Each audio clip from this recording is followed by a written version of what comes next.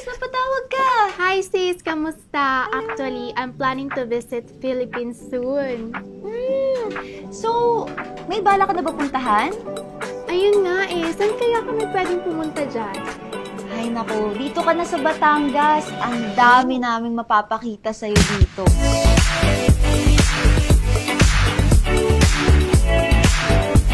Kung gusto mo ng relaxation na may beach, I suggest dun ka pumunta sa Kalayaan Coast.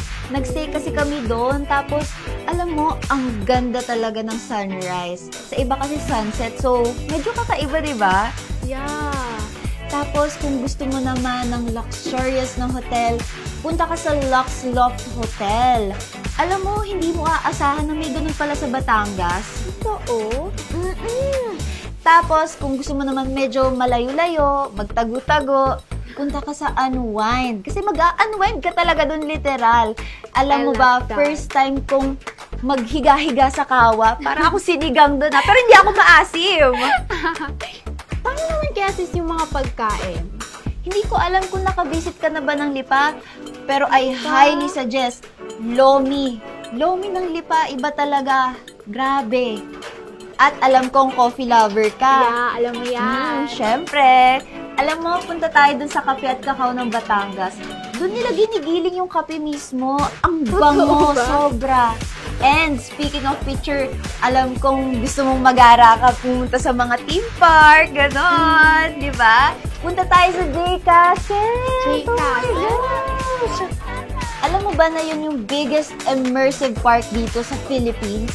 Really? Pero sis ha, huwag natin kakalimutan, magsisimba tayo ng Sunday. Yes sis, saan? Sa may Taal Basilica.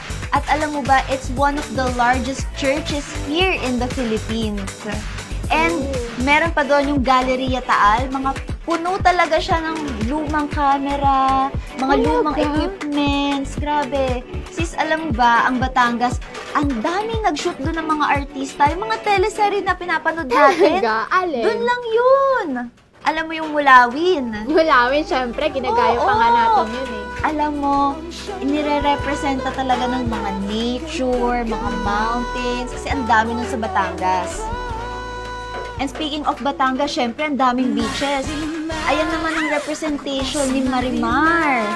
Lumaki sa tabing dagat, sa lolo't lola na mulat, di nagkulang sa... And lastly, di natin makakalimutan si Jezebel. Yes, your favorite. Oo.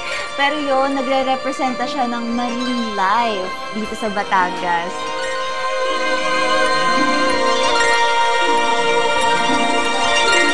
So, ano sa tingin mo, sis? Kailan ka pupuntang Batangas? Sis, excited na ako. Antayin mo ako dyan. Samahan mo kami, Sige. See you. See you when I see you in Batangas.